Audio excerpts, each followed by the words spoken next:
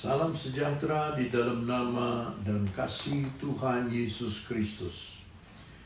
Pada petang hari ini saya ingin menyapa saudara-saudara jemaat GPDI di Cianjur dan di Jakarta, serta di mana saja suara saya siaran ini bisa ditangkap. Tertarik saya untuk membaca dari kitab Wahyu Pasal 1 ayatnya yang ke-9 dan ayatnya yang ke-10. Aku, Yohanes, saudara dan sekutumu dalam kesusahan, dalam kerajaan, dan dalam ketekunan, menantikan Yesus berada di pulau yang bernama Patmos oleh karena firman Allah dan kesaksian yang diberikan oleh Yesus. Pada hari Tuhan, aku dikuasai oleh Roh, dan aku mendengar dari belakangku satu suara yang nyaring seperti bunyi sangkakala.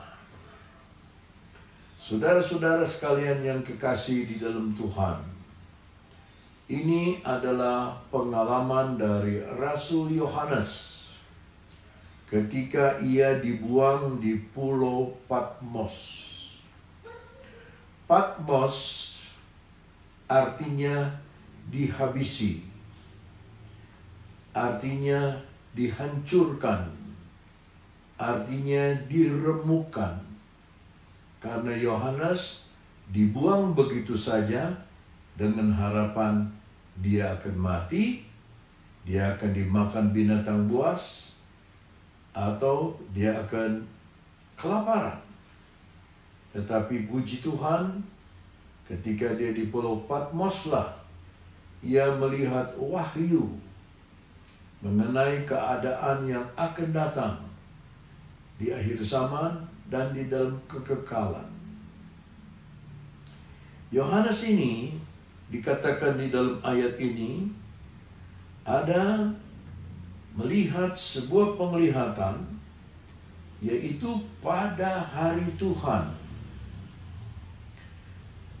Ayat 9 berkata akan dihabisi, sama seperti hari-hari ini seluruh dunia.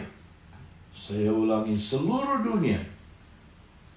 Manusia tidak mampu, tidak tahu harus berbuat bagaimana menghadapi musuh yang tidak nampak, musuh yang tidak kelihatan, musuh yang bisa membunuh kita tanpa kita sadari, musuh yang akan menghabisi kita, musuh yang akan menghancurkan kita, bisnis kita, peradaban kita, kehidupan kita sehari-hari, persahabatan kita, dan lain-lain.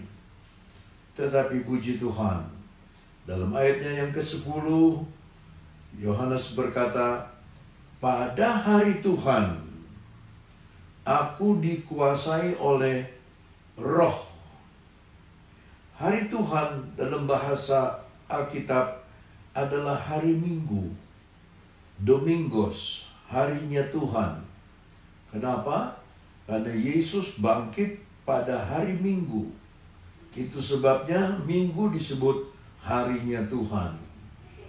Ketika banyak persoalan, banyak ketakutan, banyak kesulitan, tetapi ada perjanjian pada hari Tuhan. Saudara-saudara, Yohanes dikuasai oleh Roh. Kata dikuasai oleh Roh bukan berarti dipenuhi oleh Roh, bukan berarti dipimpin oleh Roh, tetapi dia dikuasai oleh Roh. Dalam salinan lain disebut dikuasai sepenuhnya, sama seperti dijajah oleh Roh, dikuasai oleh Roh Kudus. Dan dia mendengar suara yang nyaring, yang datang dari belakang Yohanes. Mengenai suara, saudara-saudara, hari-hari ini kita memiliki banyak ribuan macam suara. Suara yang menakutkan, suara yang membimbangkan, suara yang tidak pernah kita pikirkan, suara yang membuat kita semuanya, saudara-saudara, takut dan kecewa. Itu sebabnya Tuhan datang kepada kita dengan firman-Nya, yaitu ternyata suara itu ada ribuan macam suara di dunia.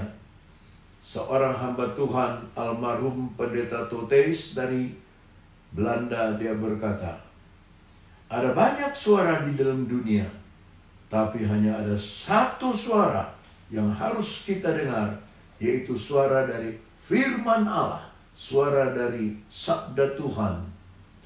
Nah, di dalam ayat 10, Yohanes berkata, suara itu datang dari belakang dia. Berarti Yohanes berjalan terlalu cepat, sehingga suara Yesus datang dari belakang dia. Kalau kita datang biasa-biasa saja, suara Yesus akan datang dari depan kita. Marilah kepadaku, hei kamu yang bertanggungan berat, aku akan memberikan sentosa kepadamu. Tetapi di sini Yohanes mendengar suara dari belakang dia, karena dia terlalu cepat berjalan. Maka saudara-saudara sekalian sidang jemaat, apakah saudara terlalu cepat takut, terlalu cepat bimbang, terlalu cepat memberi komentar, terlalu cepat memberikan hal-hal yang tidak baik, yang tidak positif, terlalu cepat menilai, terlalu cepat menghakimi, terlalu cepat menuduh? Itu sebabnya suara dari Yesus datang dari belakang. Tidak ada kata terlambat. Kalau saudara terlalu cepat khawatir, terlalu cepat takut, dan bertanya, besok apa yang kita harus lakukan? Besok apa yang kita akan makan? Maka firman Tuhan ini adalah untuk saudara dan saya. Tidak ada yang patut kita khawatirkan selama kita menjadikan Yesus sahabat dan juru selamat kita yang hidup. Itu sebabnya sebelum saya berpisah dari saudara, dimanapun saudara berada, di Cianjur atau di Jakarta, doakanlah kota saudara, doakanlah tempat saudara tinggal, doakanlah pemerintah saudara, supaya kota saudara dilepaskan, diluputkan, diselamatkan, dan seluruh penduduknya mendapatkan sentosa daripada Tuhan. Karena kalau sampai kota itu diberkati, saudara yang tinggal di dalam kota itu ikut diberkati. Itu sebabnya saudara-saudara, sebagai pesan terakhir, jangan takut dan jangan bimbang. Dia yang ada di dalam kita jauh lebih besar daripada apapun juga yang ada di luar dan di dalam dunia ini. Sekian renungan firman Allah. Kiranya saudara-saudara diberkati dimanapun saudara berada. Mari kita tundukkan kepala dan berdoa. Bapa surga, kami datang kepadamu khususnya untuk bangsa Indonesia dan umumnya untuk seluruh dunia ini yang sedang mengalami goncangan karena adanya musuh yang tidak kelihatan, virus yang mengganggu dan membunuh banyak umat manusia. Berikanlah kepada kami iman yang teguh, hati yang tenang, sehingga kami berdiri di atas firman Tuhan. Dan Tuhan berkatilah kota kami, berkatilah kota Cianjur, berkatilah kota Jakarta, supaya pada saatnya hal-hal yang menakutkan ini boleh cepat lalu dan lewat. Karena firman-Mu sudah mengatakan, tak usah kami takut, tak usah kami bimbang. Apapun yang akan terjadi, Tuhan tidak pernah meninggalkan kami. Terima kasih.